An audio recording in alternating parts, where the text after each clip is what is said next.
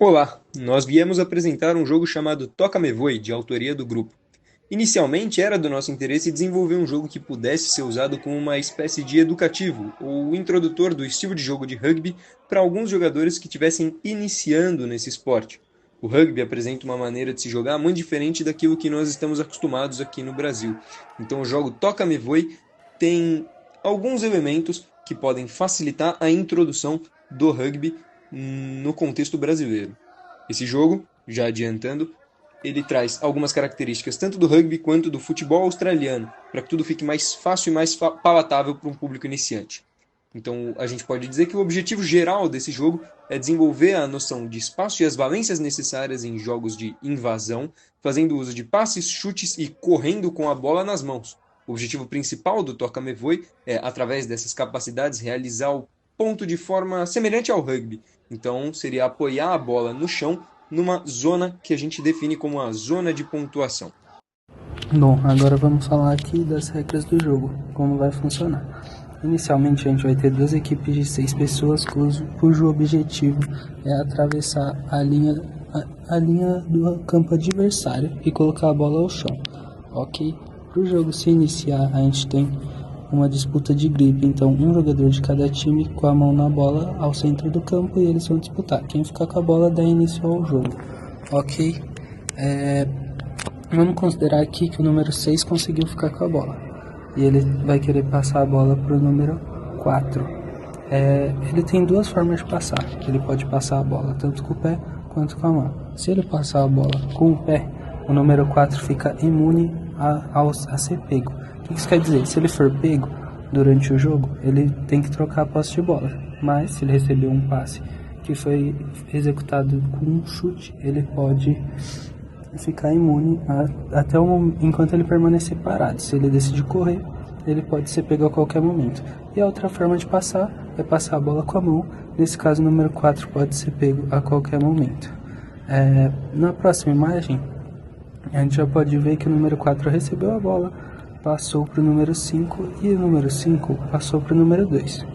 Nesse momento, o número 2 atravessou a linha da meta adversária, colocou a bola ao chão e pronto, 1-0 para a equipe adversária. Tão simples quanto isso. E aqui um resumo breve das regras. A posse de bola vai ser trocada sempre após o toque do adversário, a não ser que a pessoa com a posse esteja parada e tenha recebido um passe com o pé, ou a bola caia no chão. E aí, no caso, vai para a equipe que não foi a última a tocar na bola. Os passes executados através do chute trazem imunidade aos toques, o jogador não pode ser pego se ficar parado, e para pontuar os jogadores devem passar a linha de meta e colocar a bola ao chão. Tão simples quanto isso. Com o objetivo de deixar a prática um pouco mais específica ou dinâmica, foram pensadas algumas variações da regra do jogo para serem adaptadas durante a prática. Algumas dessas variações que foram pensadas estão relacionadas ao tamanho do campo, podendo ser reduzido ou ampliado dependendo do nível do jogador para ter demandas físicas um pouco diferentes, aumentar ou diminuir a quantidade de jogadores, mudando na questão de estratégia, melhorando o posicionamento, fazendo com que eles tenham que pensar um pouco mais sobre onde se posicionar e como se posicionar dentro de quadra. Poderiam ser alteradas também as formas de pontuar, por exemplo, limitando que um ponto só seria válido caso a bola passe por todos os jogadores da equipe, ou aumentando a pontuação por alguma jogada específica a ser treinada naquela prática. Outra regra também poderiam ser implementadas seria em relação ao passe, por exemplo, ser realizado apenas passes para trás, bem similar ao rugby, ou passes curtos somente com chute, por exemplo. Em relação ao chute também, a gente poderia restringir o número de chutes por jogada, ou permitir chute apenas em uma área específica. Também em relação ao tempo de bola, a gente poderia limitar o tempo de bola, deixar o jogador com um tempo limitado para criar uma jogada para que o jogo seja mais dinâmico, mais versátil, assim podendo mudar as características da prática a depender dos nossos objetivos naquela aula específica.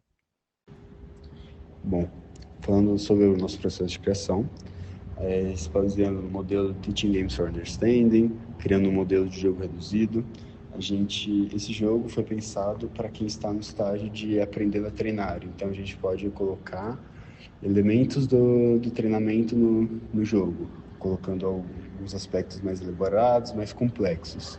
E também tirando o contato, que é um aspecto intrínseco ao rugby para ter mais, um engajamento maior nessa fase, né? E como que a gente chegou nesse jogo, né?